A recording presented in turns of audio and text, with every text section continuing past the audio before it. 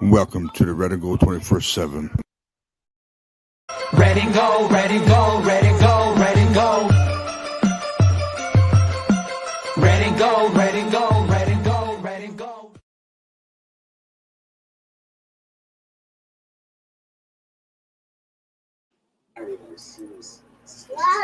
Boom! What's on, faithfuls? And we're back. Been a long time. Been a while. Now, I know we have a special guest to come in here, and I want to do some of the fellas already. I got in here. Good timing, GM. Good time, man. Good timing. All right. That GM C-Man Craig, you can find him on that Twitter handle. And of course, we got 49ers Godfather Tony underneath me. And of course, over there, we got PIC Man. And of course, he's the player in charge coordinator. All right. Interviewer. My bad. So, guys, I'm going to bring the guy in. I just want to, make sure you guys are ready. You guys are ready, right? Please welcome the three-time Super Bowl champion, which I'm very proud to have him on here. Three-time Super Bowl champion, Mr. Randy Cross. Let's go, Mr. Cross. Oh, you're on there, Randy. You hear him? Uh-oh. Hope is, can you hear me, Cross? Mr. Cross? Uh-oh. I hope you don't have a problem with him. Do we? Mr. Cross, can you hear us? Oh, here it comes. Here it comes. My phone's good. Mr. Cross, can you hear us? Uh-oh. Uh-oh. I don't know if everybody's having bad signal or not. Uh-oh. It's not a good way to start. Mr. Cross, can you hear me? Yeah, okay. There goes what's called. Yeah, Craig just went back out. Mr. Cross, if you can hear me, if you can hear me, bounce out of the stream and come back in again. Okay, it'll probably help out with your signal. Bounce out, come back in again. Okay, there we go. He's on going through a different way. Hopefully it works. All right, here we go. Mr. Cross, I can't see you, so if you're there, you can hear me. I'm about to pop you in again, okay? Here we go. Three-time Super Bowl champion, Mr. Randy Cross. Here we go. Mr. Cross, can you hear me? Yeah, I can hear you. I just can't see. I know. My camera's not doing anything? No, try to turn your camera on. I know your camera's on, but it's not showing you. Yeah, your camera is on. I'm not quite. I didn't get hit in the head quite that many times. It's all good. My camera's on. It's all good. Here you go. Oh, you turn the camera off. Your camera's off now, just so you know. Okay, now it's back on.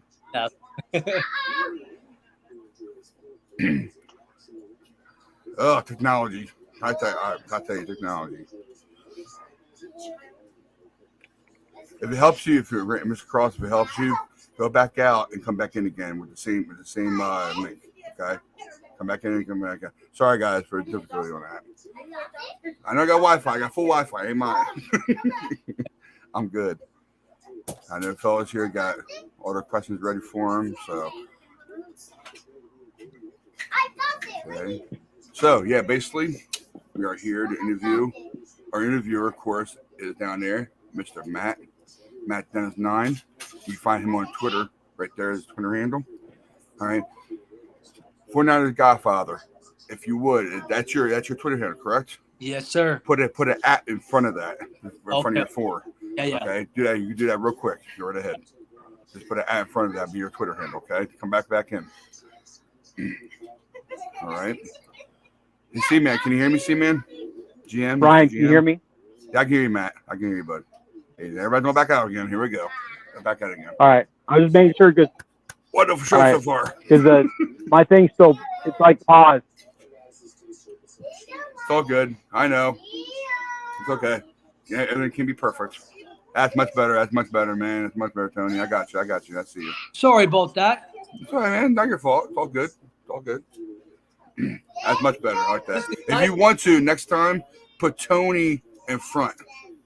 Tony, it's okay. That's what we're doing. That you're fine. Next time, just put Tony in front. That way, and follow you into your Twitter. All right. Yeah, we'll do, brother. I got you, man. No problem. And of course, we have the PIC, and I said Okay, before, is player, interviewer, coordinator. All right, he's basically the one who got Mr. Cross for us. So, Yes. go ahead, Matt. Go ahead. Say what you're gonna say, Matt. I'm sorry. Go ahead. all right. Is Randy there? Can you hear me? Not yet. He's not there yet. He's not in the stream yet. He's not in the stream. Not yet. Okay. Not yet. Okay. All good. I'll let you guys know. Don't worry. Yeah. So, you guys got your questions already? All right. I know. Okay. Tony's got his questions ready. So, Yeah, I got hope this don't flag me. For AEW. I wrote about 7 questions. I wrote 7 questions because I didn't want to, even though I know it's my thing, I just didn't want to dominate. I got you. I wanted everybody to have a chance to ask questions. This is a team gang. It's not just I'm not T.O. It's not me all the time. So we can all contribute. I got And I all got right. I got a couple questions for Ross, but a little bit before my time, but still an honor to be even Ross, right when it comes on. So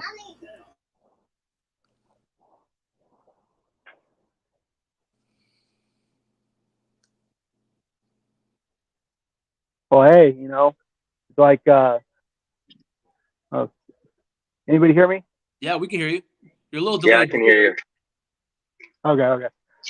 Yeah. Okay. Well, hey, one of my favorite baseball players is somebody that I never saw play, Christy Mathewson.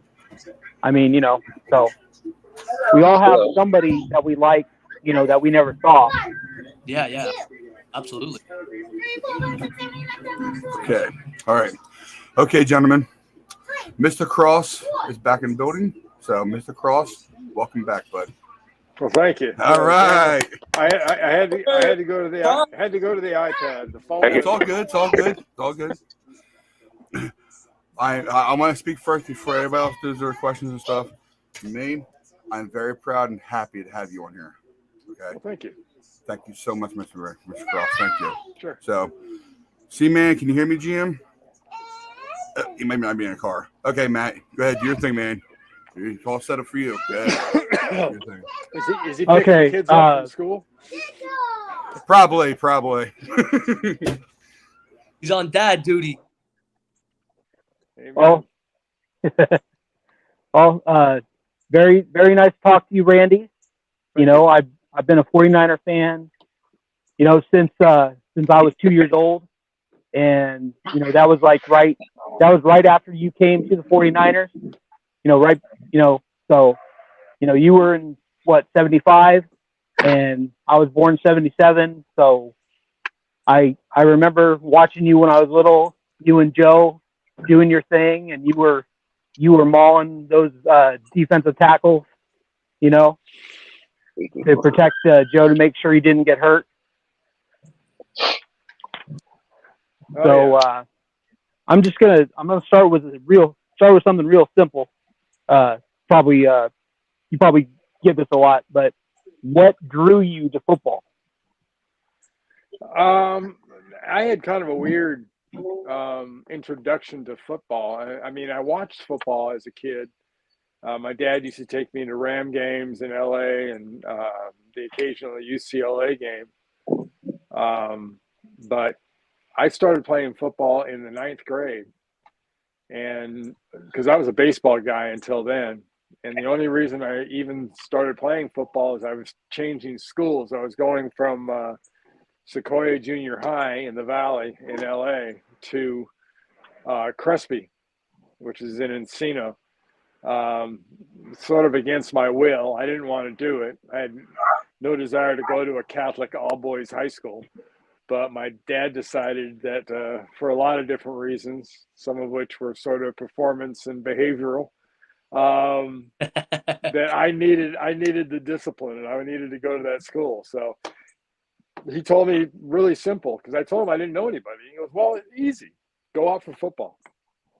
If you go out for football, you're going to immediately know half of your freshman class, because there's 50 guys, on the football team.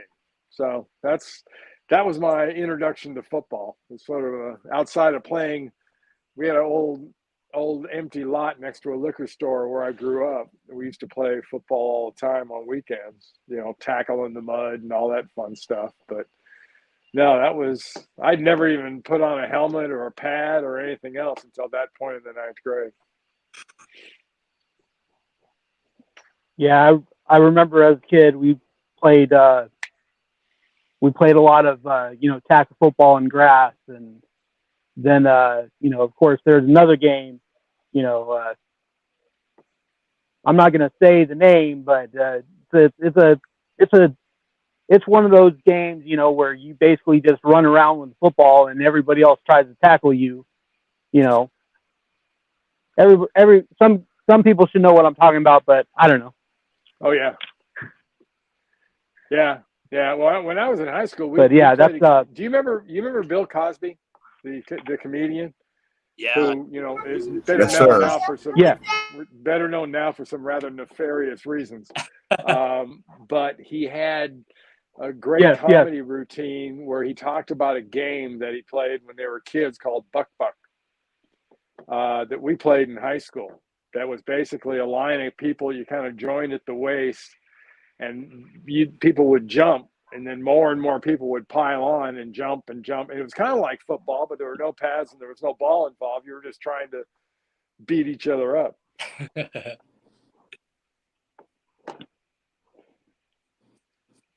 That sounds like an interesting game. Okay, so let's one of the other guys. You guys have a question for Randy right now, or do you want me to just keep on doing my thing? Cross? Mr. Cross, it's an honor to Thank you. I was telling the boys my time, right? You're breaking it real bad there. Breaking it real bad, Tony. You're breaking it real bad, man. You're breaking up real bad. Nah, can't hear you. You're breaking up, man. Somebody else. I know Jim just went out. He's driving around, so I understand. Oh, yeah. Mr. Cross? Yes. Okay. I know definitely the one thing where you were around when Joe Montana was around, right? Yeah. I played with Joe the first 10 years of his career. Okay. Now, I know I'm very humbled by saying this to you. How did it feel when those Super Bowl champions with him? How did it feel, though, with the rest of the team? It was, at times playing with him almost seemed like a cheat code, because it was a distinct advantage. But then he also had guys like Roger Craig and Jerry Rice and, Freddie Solomon and John Taylor and Wendell Tyler. So he had a lot of people around him from the skill position standpoint that were very, very good. But, Joe, it was a perfect marriage of a system and a quarterback. Not completely unlike what Belichick did in New England with Brady. Walsh was able to do with Montana. Gotcha. And of course, I know you were there with Jerry Rice. I know he's the GOAT of all time, no matter what. And I guess you weren't. Did you play with Steve Young too? Steve Young? Yeah, Steve was there my last couple of years. Okay. Steve was my roommate in training camp and on the road. I wanted to ask you a question now.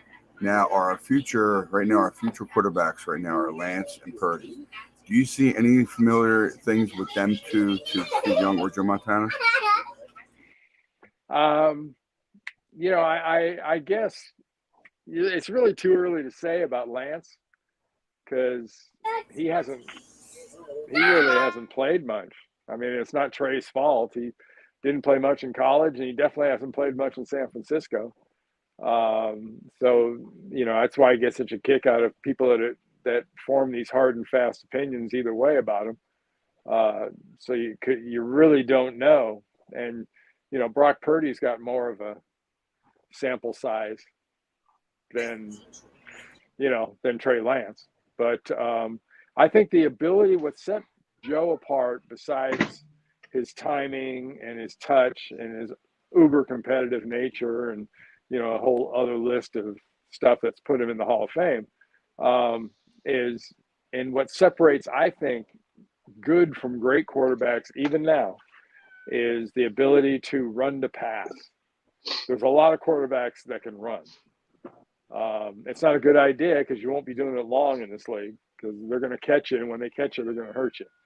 But the guys that can run to pass and have that sort of simpatico thing going with their receivers, where the receivers can adjust to what the quarterback's doing.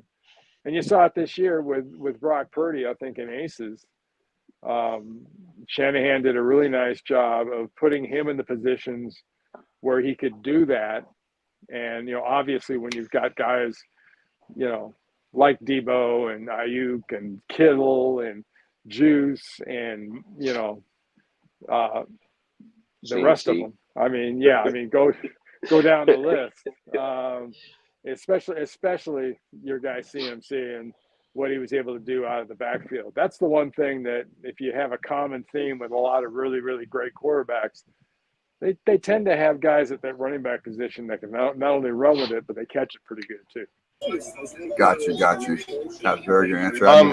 Yeah, G-Man. Go ahead, bud. Mr. Cross, now with I know you played with Joe Montana and stuff like that, but what was the camaraderie like in the locker room with him? How did he treat the team? Was he a leader? I know he was a leader because I could tell just by watching the games growing up that he was a leader.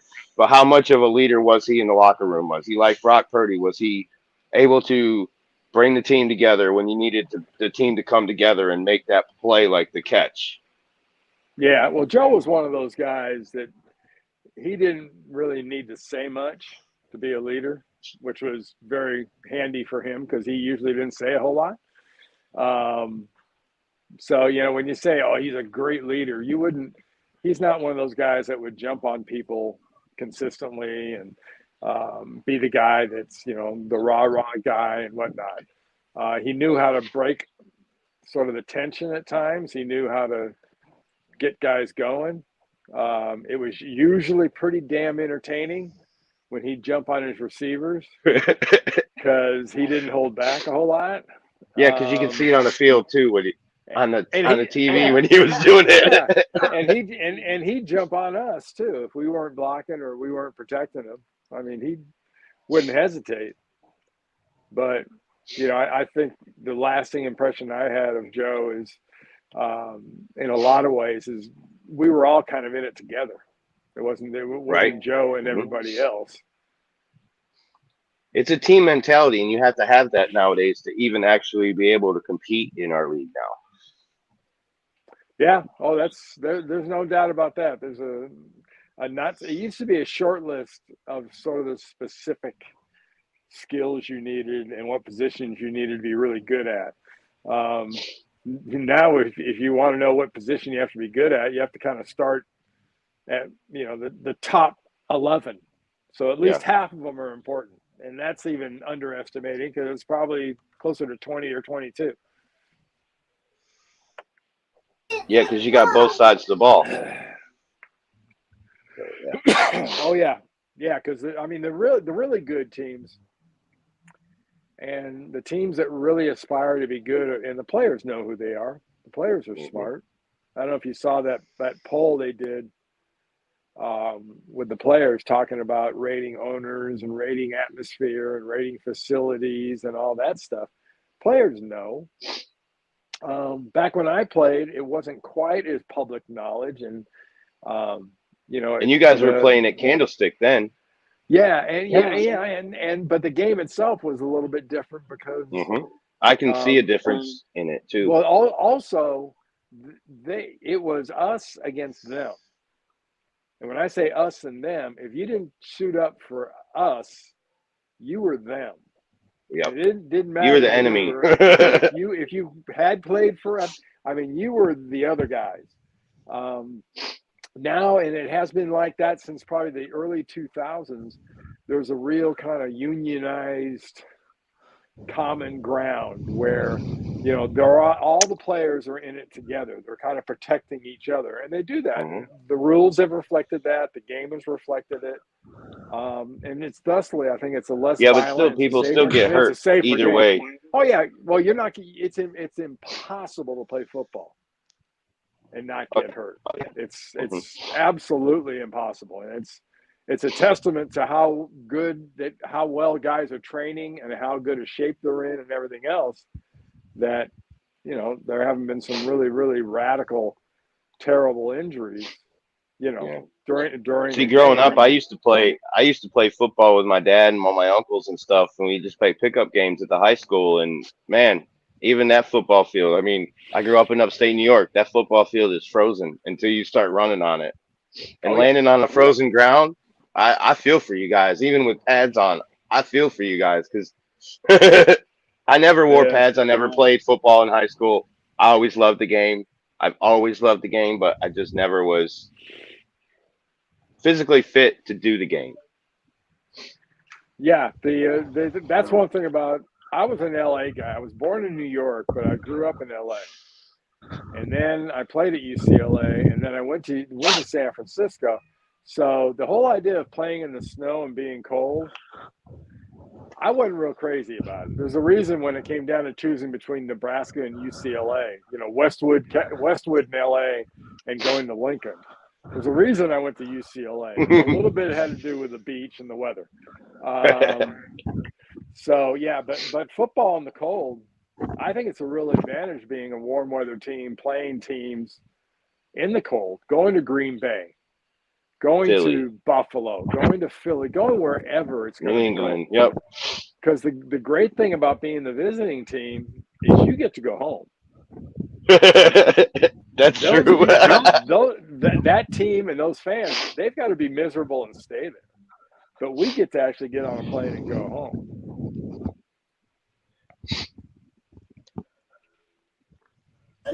Sorry, guys. Sorry. Hey, Tony. I'm Okay, sorry, Matt. this is Go ahead, Matt. Go ahead, Matt. Go ahead, Matt. Randy, this is Matt. Okay, so this is Matt. You know, I'm the guy that you know, arranged this interview. You know, and I was just thinking, which 49er player, when you first showed up, which 49er player mentored you the most? You know, was it one of the offensive linemen? You know, maybe your next door neighbor, you know, the guard or the tackle on the other side, or was it somebody like maybe whoever the running back at the time was, that maybe like, hey, if you open up this hole, I can run right up behind you, or you know, if you open up this hole for me, I can go to the other side. So you know, either way, you open up a hole for me, I'm gonna be bam right through it. Yeah, I don't really know. I mean, it was there. I was joining a very veteran team when I came in '76. Dick Nolan had been there for several years, and they'd been in the playoffs, and they'd been a pretty good team. And a lot of those veterans were still there. And guys like me were a threat to take somebody they knew's job. So you didn't get a whole lot of mentoring or anything like that. My rookie year, the guy I interacted the most from a football standpoint was Monty Clark, the head coach, who'd been a great offensive line coach for the Dolphins. And he's the guy that brought me in the NFL and drafted me. So that's probably the guy I interacted with the most. Little bit of Kaz Banaszak, who was a tackle back in those days. Woody Peoples, who was a guard. But, you know, it was very much, and you've seen the old memes or videos of how your dad taught you how to swim. You know, everybody talks about, well, he held me up over the deep end and dropped me. That's kind of back then. That's how they taught you how to play in the NFL. They held you over the deep end and dropped you in. And if you swam, then everybody looked smart. And if you drowned, they draft somebody else next to you.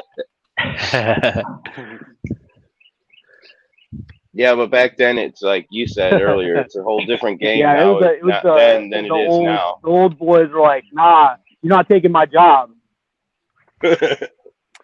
Yeah, and I was their first pick. I was in the second round. They had traded a couple years worth of number ones to New England to get Jim Plunkett at quarterback. So I was their actual first pick in the second round. So yeah, I got a lot of special attention because from the veterans at least, and there were plenty of them on that team. How was They it? didn't like. How's that? Go ahead, Tony. So how was it getting drafted? Like, what did you feel like on draft day? You know, especially you saying that we traded a bunch of picks and you were basically our first pick. How was it getting Yeah. drafted and feeling that, you know, that, I guess, energy, right? Going to the San Francisco 49ers, you know? Yeah, it was different. I'll give it that. And again, you talk about the game and the whole process. You know, back then, draft day was barely on the radio, much less on television. And I was sitting in my parents' kitchen. There was a little area next to my mom and dad's refrigerator that had a chair and like a board where you put your notes and appointments and guys, whoever was coming and stuff. And there was a phone hanging on the wall. It had this big ass long cord on it, so you could walk around the kitchen or go in the hall for a little privacy. And I sat in One of that those chair and I wait. turn dials. Yeah, oh yeah, Rotary dial. Yeah. I sat there in that chair, waited for the phone to ring for a good long while. Good long while. In fact, Cleveland called me in the first round, said they were going to draft me, and I didn't tell them I wasn't excited about going to play in the snow in Cleveland, but they got that general idea, I guess, because they ended up drafting a great running back out of Purdue. No, I'll tell you what though, they missed out on a great offensive lineman, right? So that I would have taken the offensive lineman any day of the week because they're important, and not a lot of people talk about how important the offensive lineman is, right? Yeah, not enough, even much less understand what goes on. Yeah. You guys are warriors on Now- that front line for sure. Now, when I know it's probably still the same to this day, but like audibles and stuff, you guys have to remember all the audibles and all of the blocking schemes that you have. How hard was that to learn when as a rookie?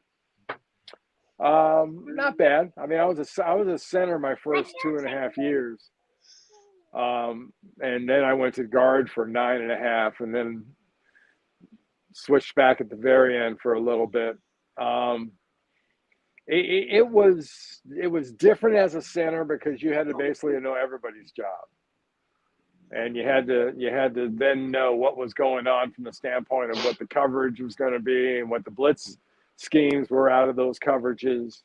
The snap counts. Oh yeah, the snap count. That's cool. I mean, though it does challenge some guys. I was always good. I mean, I sometimes get a little lost once I go past 4 or 5, but it's usually snapped on 2.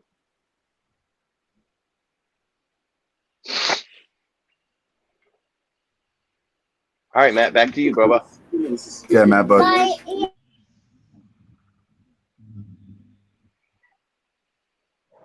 All right. So, what was that first moment when you realized I belong here?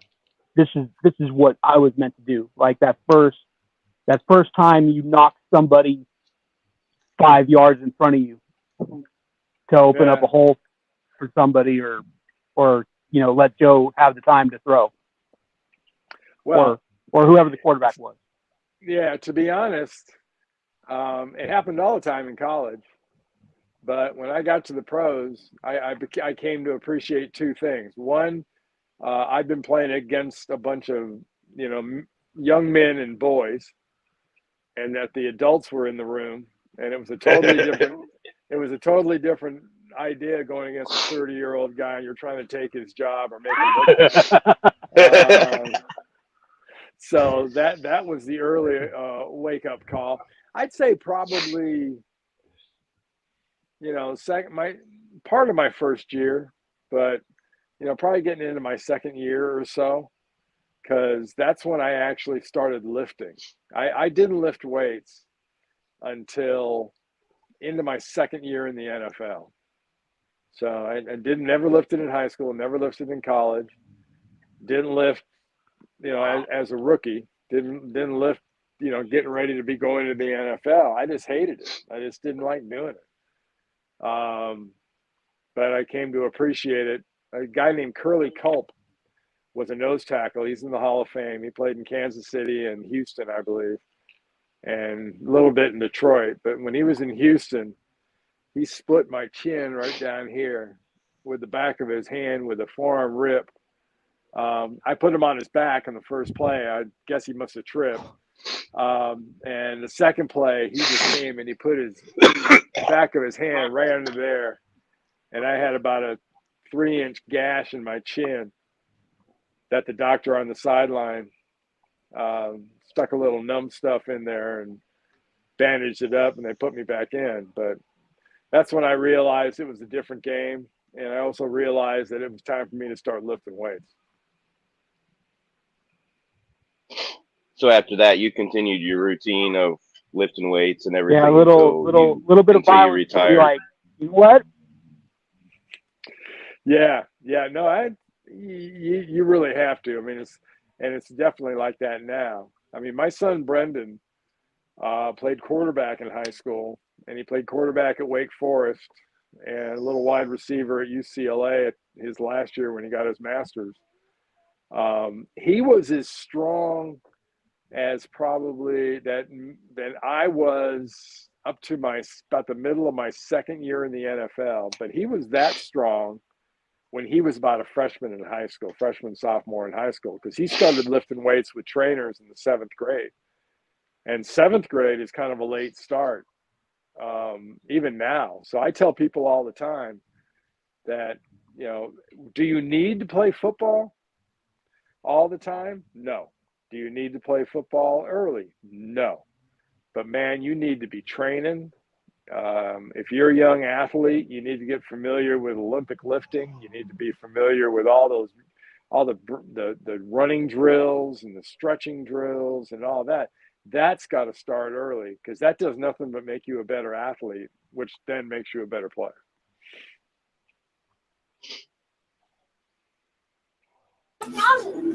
Okay, Tony. So is You have there a question on there, is man? there a Got a reason question? why you didn't? Is there a reason? Sorry. Is there a reason why you didn't start lifting weights until the second year of playing ball, or was it just something you didn't really think too much into? Well, I guess at that time I really didn't have to. I mean, I was a high school All-American in football, and I was a high school All-American in track. I was a shot putter. I threw the shot put almost 68 feet my senior year in high school. So not lifting didn't exactly hold me back. I had quite a few dozen scholarship offers. So, it hadn't really become a disadvantage not lifting weights until I got into the pros. And to be a smart ass about it, I can't say I never lifted weights in high school and college, but every damn time I did, I got so sore that the next day I said I'd never do this stuff again. But after you started lifting how do your you second feel year, about the? What's that? after you started lifting Go weights ahead, your C-Man, go second ahead. year, did you notice a difference in your game and how you played differently as you progressed and as you got, say, bigger and put more muscle mass on? Oh yeah, it helped a lot, especially in that era, because back then there were a lot of your center was covered a lot. If it wasn't a 3-4 defense, it was a over and under style defense, which meant the tackles and the center were usually covered, at least those guys. Yeah. And having a nose tackle on you makes a big difference. Strength is impressed upon you immediately by those guys. So yeah, it was very obvious. And like I said, I played center my first 2.5 years. Halfway through my third year in '78, we were in Washington D.C. and running back ran up the back of my leg and broke my ankle. Ooh. So I missed the rest of that year in '78, which was no big loss because we were in the process of going 2-14 for the first time. But Walsh and Bob McKittrick, our old line coach, maybe moved me back to guard that next year in '79, and that was more my natural position. And I could run and do all that, and I could take advantage of my strength, probably even more so at guard than I had at center. So which of the two positions you say you sort of like playing guard better than you did tackle? Guard rather than center. Yeah. Center, yeah. Because guard, especially in that offense, that West Coast offense, a lot of pulling and a lot of running, a lot of trapping, a lot of powers, a lot of counters, a lot of bims. The guards. A lot of pulling. A lot of pulling, and Yeah, I love doing that. That was right up my alley. In high school and college, I ran some pretty decent 40 times, even for today. But being able to run like that was something that played into my skill set, I thought, very, very well. And that was the best thing about it. But no, guard. I'll be honest. I was a much better guard than I was a center. The only thing I did at center later in my career, as it worked out, I did a series of Miller Lite commercials. And when I did it, they put on the graphic, it said All Pro Center. And I remember looking at the director and I'm saying, I was never an All Pro center. I was All NFC, but I was never All Pro. And he looked at the advertising agency guy and he kind of said, "What's the deal?" And he looked back at me. He says, "Look, were you ever All Pro?" I said, "Yeah, at guard several times." He goes, "All right. Did you play center?" I said, "Yeah." He goes, "There you go, All Pro center." But when I made that commercial, it sort of labeled me as a center, and center was kind of where I had cut my teeth early in my career and where I ended my career. But I moved to center in midway point of the '87 season because Fred Quillen blew his knee out. And then consequently, same game, I hurt my knee. I tore my medial collateral a little bit. And so I wasn't able to run quite as well as I had. And that went, poof, you're a center. All right, back to you, Matt. Go ahead, Matt, bud. Go ahead, Matt.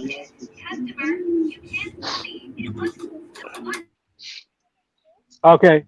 All right. Well, historically, since I've been a 49er fan, our offensive line has been more quick and athletic.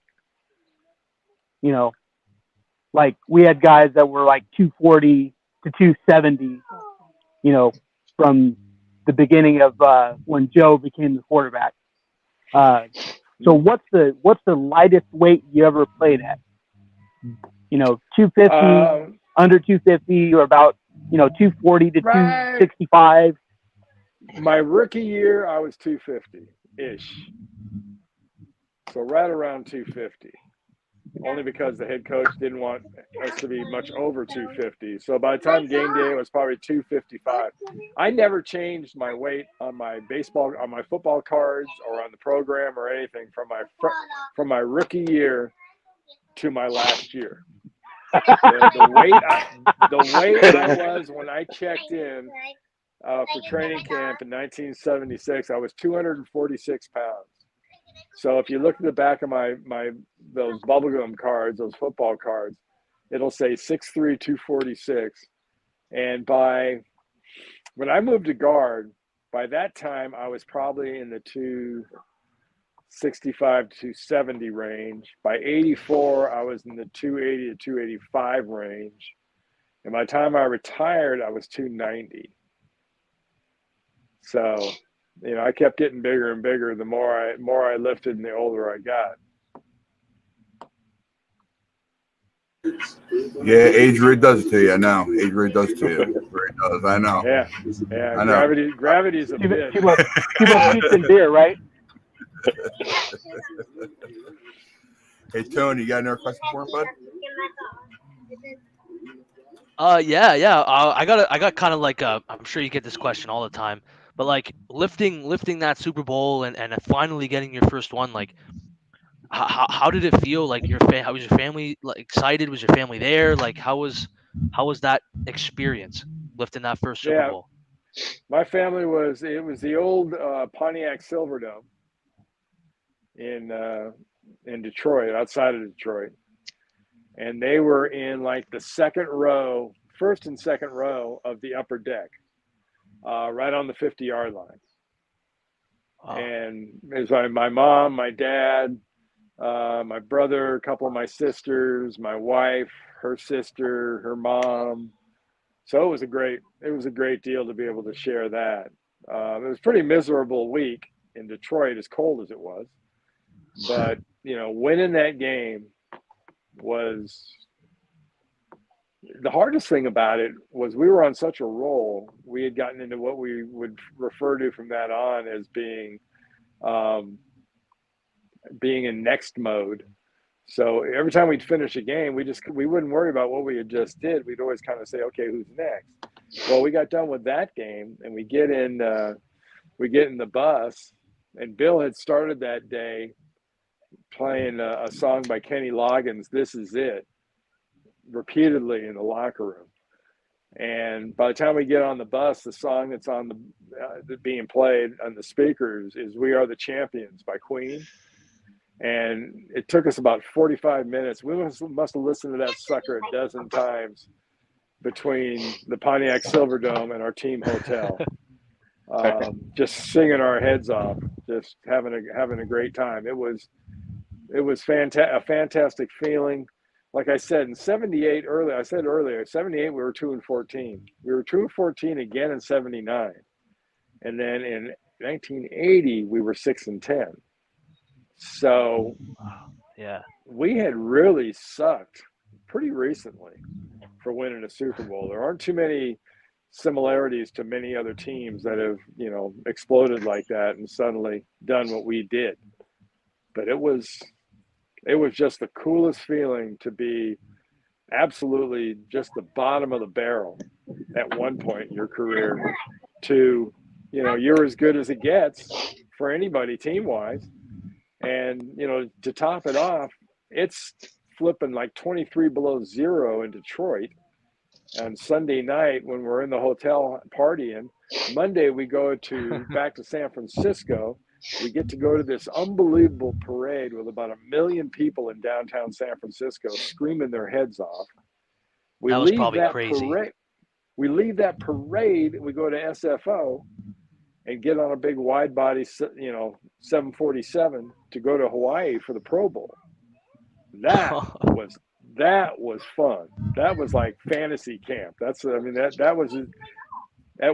was about as good as it could possibly be. To win a Super Bowl, to do that, get to share it with your family, and then basically spend the next week in Hawaii. That's an added bonus. I'm assuming, right? Oh yeah. Got a few comments Hey, we here. have- fellas.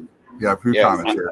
I know. I'll bring them up. Don't worry. Go ahead. This one, I guess it must be a joke. It must be a joke. I'm a huge Bronson fan. I really am. But I think that's a joke though. But I don't see Bronson as a quarterback. Sorry, he's too big for that. And of course, hey Randy, you still drink Miller? Yeah, you'd be surprised what I drink if they're going to pay me for it. No, I don't. I'm not a big beer guy. Ironically, I had some rather unflattering things to say about our white wine sipping fans at one point in my career. I'm a little bit more of a wine drinker than I'm a beer drinker right now. And of course, from the same guy, he said, "Go Niners, go 49ers." That's right, Ian. Thanks a lot, man. They're going to have some fun times in the next few years. Mm-hmm. Yeah. I don't know if you have any. I know it's too early yet, but I'm gonna throw it out anyway. But who do you think will be starting for us, Lance or Purdy? I'm just gonna throw that out. Who do you think? Well, I mean, barring any setbacks injuries wise, I mean, the guy you finished with last year, pretty much proved that he's got the juice to be in that offense and do some really, really special stuff. So I would say you start off with Brock. At first I was very much of the opinion that you ought to keep Jimmy G around, let him play until both those guys are healthy. Then they fight it out to see who plays. But I would imagine it'd be Brock. I mean, he mastered that offense pretty damn fast, and that team rallied around him immediately. Not that they don't rally around Trey, but nothing builds loyalty like results. And when you play with a guy that can really do it, players know. I mean, you don't have to wait till you watch the tape. And you got one of the best running backs in the league traded for the biggest trade of the year last year, and he comes in, and who does help him out? Brock. Brock shows him everything that he needs to know, and Brock was like, when I read all that stuff, and then like within a couple weeks, there he is playing, and it's like, wow, okay. And then then he went 8-0 into the NFC Championship. I mean, and he gets hurt, and it's just like that's part of the game. But it's like that's a bad way to go out after the year we had. I thought a guy like that, Brady's the same way. There's several innumerable guys that could. The draft is one of the most overrated events in sports. It's necessary. It does build teams, but it's everything they do associated with the draft is what I've always referred to as a swag, which is a sophisticated wild ass guess. I haven't heard that in a while. and they damn, I never heard that. That's what the draft is. And for anybody that thinks I'm wrong, ladies and gentlemen, I give you Brock Purdy. Yep. How in the hell does he go at 255th, I think? 62. 62. Yeah. 262. Yep. And look at all the quarterbacks that went before him. Every single one of them. That's why you look at this year's draft, and obviously the Niners won't be in the market for it, though they're gonna have a handful of picks right there at the end of the double digits into the first triples, which are some high quality guys. They're going to draft at least two players that I guarantee you are being told right now by agents they're being told right now they're first to high second round draft picks. And they're not going to get drafted till San Francisco gets them in the 90s or 101, 102, something like that. And they're going to be pissed off, and they're going to play really well. And that's the kind of area in the draft you build your team really, really effectively. And that's what I like. Because a lot of the older but I got a name for you in this draft you haven't heard anything about, and I happen to live down here, so you hear more about him here. But what's the deal with Stetson Bennett? Wow, I'm a Georgia Bulldog fan, so I know exactly who you're talking about. Yeah, and I'm surprised that he hasn't been talked about. He kicked. They beat C.J. Stroud. Mm-hmm. They beat Bryce Young. He beat Will Levis. Finally. He beat the kid from Florida, Richardson. I mean, he beat all those guys. He was a transfer from a junior college. Well, he started there, couldn't get a look, and then he transferred and he came back. Yeah. But please, that's a guy right there. If you're looking for a guy that can play football, and that kid can play football, and he's smart as hell. He's not. I've watched him for the last 2 years, and yes. Yeah, neither is Bryce Young. Somebody's going to get him, and he's going to be extremely effective. I mean, extremely. I'd say, I would tout him to be a backup for the Niners, but they've got all the quarterbacks they need. But he's going to go to somebody like that. He's going to go to Kansas City, or he's going to go to the Chargers, or he's going to go somewhere, maybe even New England or whatnot. And, watch that guy. Watch out for that guy once he gets into the NFL.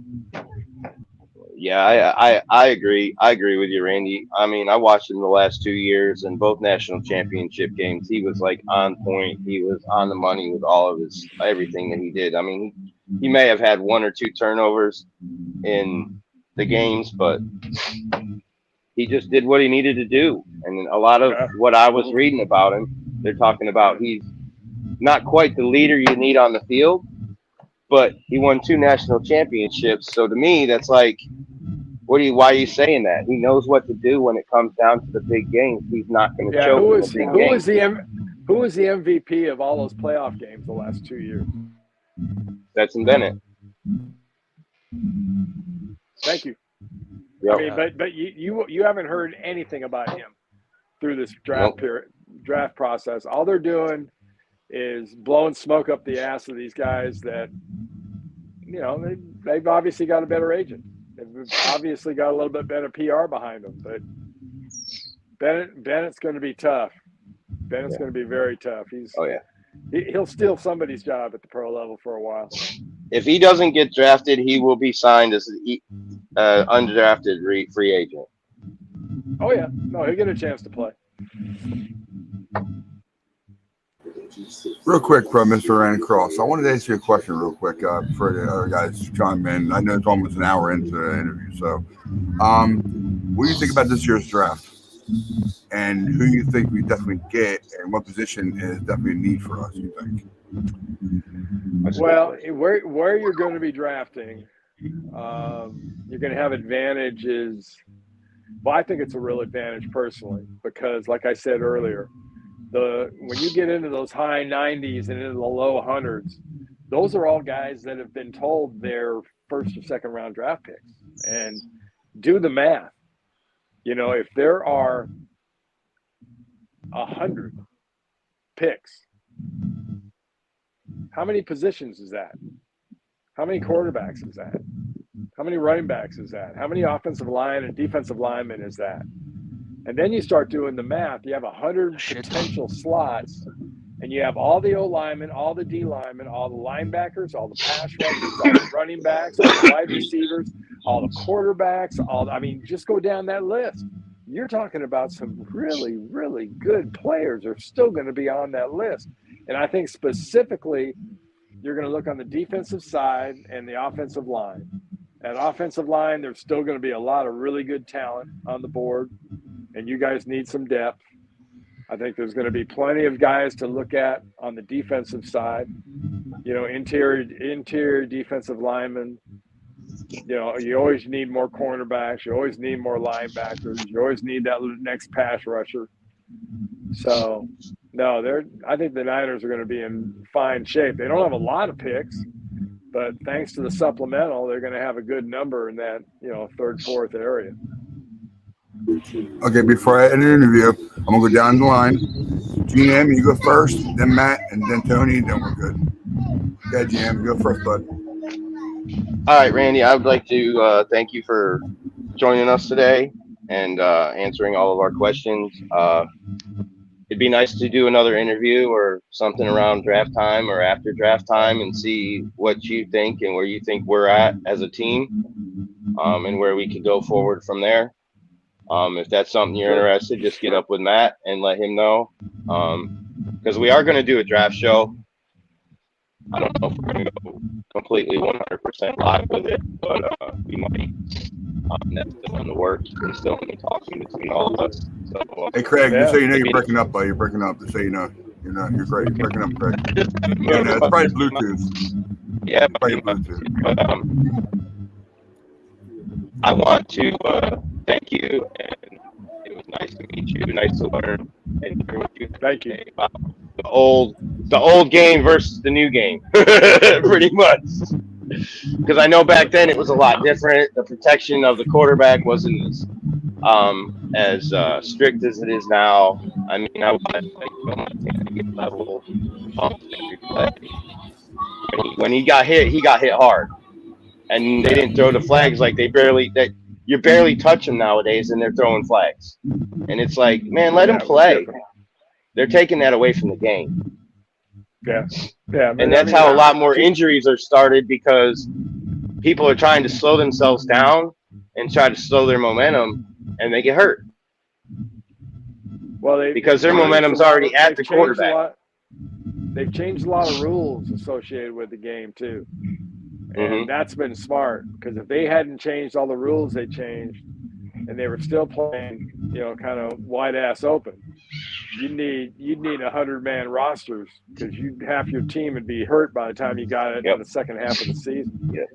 So yeah, it was done for a reason. It was smart. Or you wind up something like we had this season. We lose all of our quarterbacks and got nothing. Got Josh Johnson back there.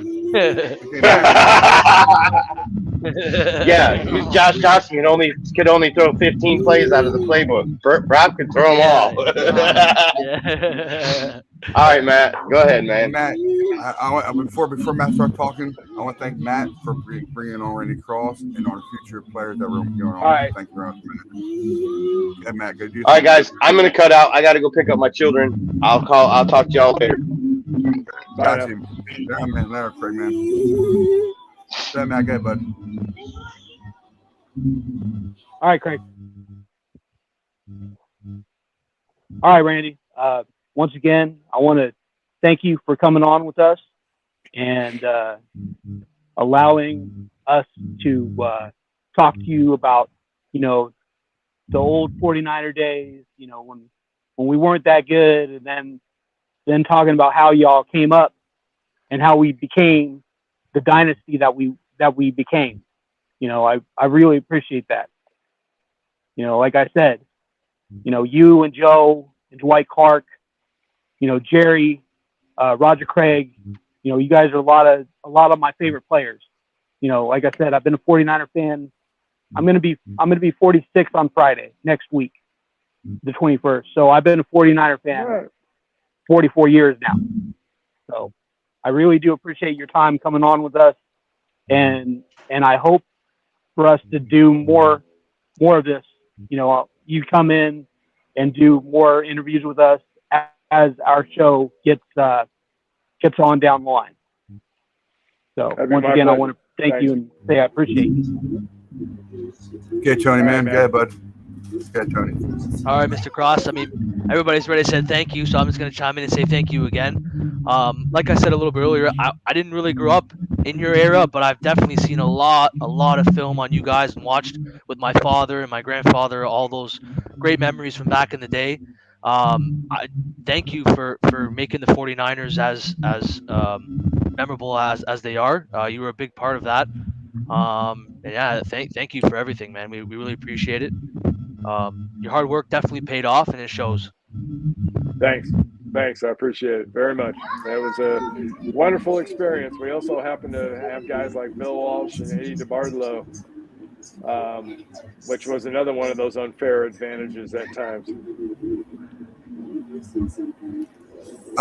Mr. Cross, before Matt, Tony, when he goes off air, stay on, okay? I'm going to talk to you guys for your final thoughts and everything, okay? Mr. Cross, I want to definitely thank you very much for coming here. I really appreciate it. Okay. I really do for your time, okay? It's an honor having a legend on here. It really is. My first legend, and I'm very proud of it. Thank you so much, sir. Thank you. No problem. My pleasure. Thank you, Mr. Cross. Go Niners, buddy. You guys Go be Niners, well. bud. Thanks. Yeah, bud. Later on, man. Okay, we'll put it back on the regular relay. We all talk. Okay. What did you guys think about that? That was hype. That was cool, man. My first ever podcast, Mr. Cross. I loved it, man. You guys were great. I think questions were awesome. I think he enjoyed himself. I definitely did. So that was beautiful, man. Mr. PIC, thank you, Matt, for doing that, man. Thank you for going forward in that shit, man. Yeah, thank you, Matt, brother. I appreciate it. Hey, you know what? I believe Randy enjoyed it as much as we did. You could tell there wasn't any that in his face. Like, you could tell that he was enjoying himself. We weren't coming with any dumb. Yeah, I think it's a big thing. Oh, I heard you guys cheated. None of that dumb stuff. Yeah, I mean, Yeah, I think it's a big thing Yeah, for us that we kept it real with them. You know how people start rumors. Oh, Sorry, we kept it the real with 49ers, them, and it was awesome. 49ers cheated. Yeah, the 49ers cheated all that time, way back in. yeah, I tell you guys, man, I don't know what to say about You know, that. we're not trying. I'm not trying to be a shit starter with anybody, especially somebody that played on my team. None of that. Sorry, Hey, Ryan. Go Ian. ahead. Yeah. It's okay, but it's okay, man. It's all good, man. Respect. Ian, thanks so much for all your Go ahead, comments, Ryan. man. Thank you, man. Thank you, Ian, man. Thank you very much, man, for coming here and your time and everything, watching Randy Cross on here. It was an absolute pleasure. Thank you so much. And Matt, like I said before, thank you, man. The PIC's in the house, baby. In case you guys don't know, I said PIC, earlier, baby. PIC. player, interviewer, if I say it right, coordinator. Here you go. I'm trying to say it right. I can't say it right. Player interview coordinator. Yeah, I know. And of course, yeah, I put my new name up there, my DCD, direction coordinator director. I like that. You like that, too. I'm DCD. asking. Hey, I'm asking for people's opinions. I'm asking for people's opinions. Who is the next player that y'all want us to interview? Now, I'm gonna try and ask Ricky Waters, see if he wants Waters? to come on. Damn. Okay, go for it, man. Yeah, Go for it, man. man. Go for it. That's for right. Yeah, Dude, I'm gonna if you get your- I'm gonna hit him up on. I'm gonna hit him up. you get a chance to get Joe Montana or Steve Young up here, or Jerry Rice, or John Taylor. Yeah, my boy Jerry Rice. You know, Hey, you know what? Joe is my guy. Joe is my favorite player. Joe and Jerry are my two favorite players of Tom all Brady. time. So if I can get either of them to come on with us, Somebody likes Tom Brady on here. Somebody likes Tom Brady. no question. Ian. Hey, Ian. I don't know if anybody else, but I like Joe Montana, the player, just not the personal life. Put it that way. All right. No disrespect to him. So, but you guys, man, I'm not gonna hop online. I'm gonna stop the stream and everything. We can start talking after this. So, thank you, Matt. Thank you, Tony. I know C-Man had to go pick up his daughter. Okay. That's all good. He knows that. You don't have to leave. Stay right there. You don't have to leave. You're good. Stay right there. And appreciate you guys. Come on here. Appreciate it. Thank you so much, Randy. All right, Mr. Cross. Come on here. All right. So, here we go. Yo, let's go. That's right. Man, you missed it, man. Come on. I'm just joking, man. I'm joking with you. Let's go, You Adrian. can back Let's next go. time, man. No problem. You missed Ready it. to go You with missed the cross. 24/7, ain't Watch going it again. nowhere. It's okay. Replay that. So I'm gonna hand it out, and we'll see when we see you on the next one. All right, guys. All right, stay right there, guys. You're good. Stay right there. Thank you, brother. It's been a pleasure, man. Bang Bang Niner Gang. Yep. Here we go. If I can do it right, I know you guys still hear me. Give me 1 second. Boom. Welcome to the Red and Gold 24/7. Ready, go, ready, go, ready, go.